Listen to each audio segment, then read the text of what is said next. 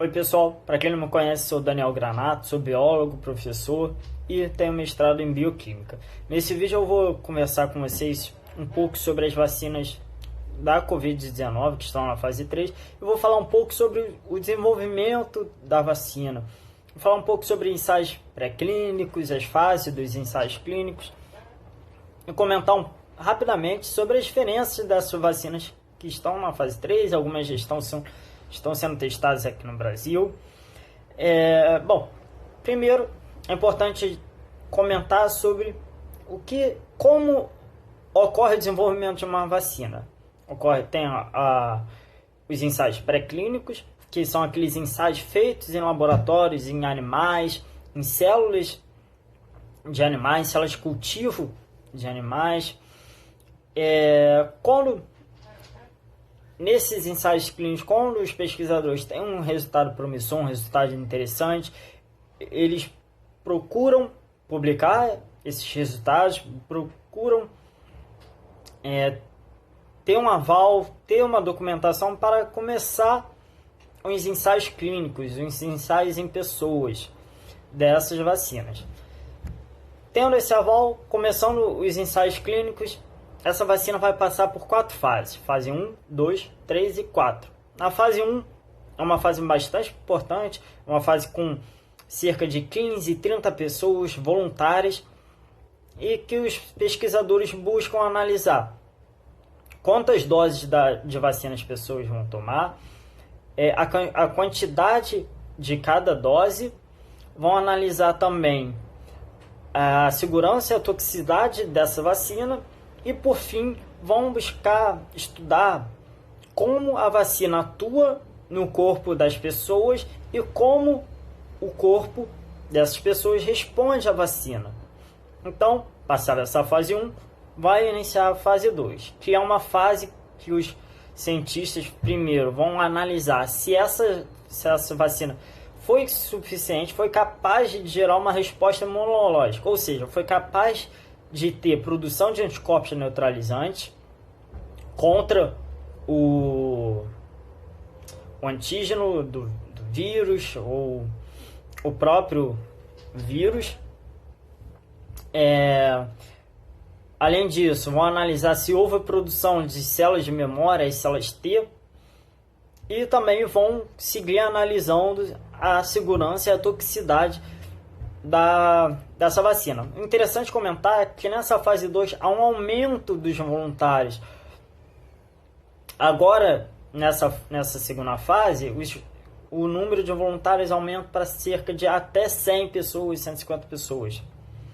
Então, fechada essa segunda fase, os cientistas iniciam a terceira fase, que é uma fase bastante interessante, que é uma fase que atualmente 7 vacinas estão nessa fase, vacinas contra a Covid-19, que é uma fase que há uma ampliação dos estudos, ou seja, os cientistas começam a testar essa vacina em outros países, com populações totalmente diferentes, com uma genética diferente, bem misturada. Então, essa fase é super importante para dizer se realmente essa vacina é eficaz e poderá ser testada na população como um todo. É interessante destacar que os cientistas vão seguir analisando a segurança, a toxicidade dessa vacina, vão analisar principalmente se está gerando algum efeito colateral e se realmente essa vacina é capaz de gerar uma resposta imunológica. Feito isso, começa a fase 4, que é a fase que a vacina é distribuída amplamente para a população como um todo e os cientistas seguem analisando possíveis efeitos colaterais que não foram capazes de ser observados e analisados anteriormente. Bom, essas são as informações de forma resumida a respeito dos ensaios pré-clínicos e ensaios clínicos em humanos. Em relação às vacinas contra a Covid-19 que estão na fase 3, atualmente nós temos 7 vacinas.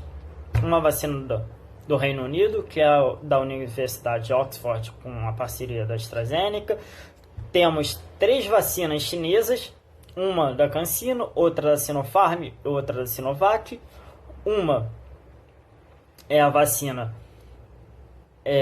da empresa norte-americana Johnson Johnson, outra é da Moderna, outra é de uma parceria empresarial alemã, norte-americana e chinesa, que é da BioNTech, Pfizer e Confuso. Vale destacar também que atualmente tem a vacina russa, a polêmica vacina russa, que está sendo testada já em pessoas. O governo do estado do Paraná mostrou interesse em que essa vacina seja testada aqui no Brasil, mas ainda tem algumas burocracias, algumas documentações precisam ser resolvidas para que essa vacina seja testada aqui no Brasil. Bom, em relação às diferenças entre essas várias vacinas, está principalmente no seu material biológico, ou seja, o material que vai ser capaz de gerar uma resposta imunológica nas pessoas. Algumas vacinas utilizam um adenovírus geneticamente modificado. Esse adenovírus ele é um vírus que é capaz de gerar gripe em seres humanos e em chimpanzés, mas aqui é importante destacar que ele é geneticamente modificado para não gerar gripe nas pessoas que vão tomar essa vacina. Outro material biológico é o coronavírus mesmo, porém inativado. De novo, é importante destacar que esse coronavírus é inativado, ou seja, ele não é capaz de gerar Covid-19 em quem vai tomar essa vacina. E por fim, o RNA mensageiro, ou seja, o coronavírus é um vírus que possui RNA como seu material genético, então os pesquisadores pegam uma parte desse material genético, desse vírus, colocam na vacina e injetam nas pessoas. Consequentemente, esse RNA, esse pedaço de RNA do coronavírus vai entrar nas nossas células, vai produzir uma proteína do coronavírus, que é a proteína S, e a ideia é que a partir dessa proteína o nosso corpo produz anticorpos e gere uma resposta imunológica de memória. Bom, em relação ao adenovírus geneticamente modificado, a ideia é bem semelhante com esse RNA mensageiro. Os pesquisadores pegam uma pequena parte do material genético do coronavírus. Como ele é um RNA, os pesquisadores transformam esse RNA em DNA e pegam esse pedacinho de DNA e colocam no material genético do adenovírus. Quando as pessoas tomam a vacina com adenovírus, o adenovírus vai passar o seu material genético para algumas das nossas células de defesa. Então essas células vão produzir essa proteína S, e então nós vamos gerar uma resposta imunológica.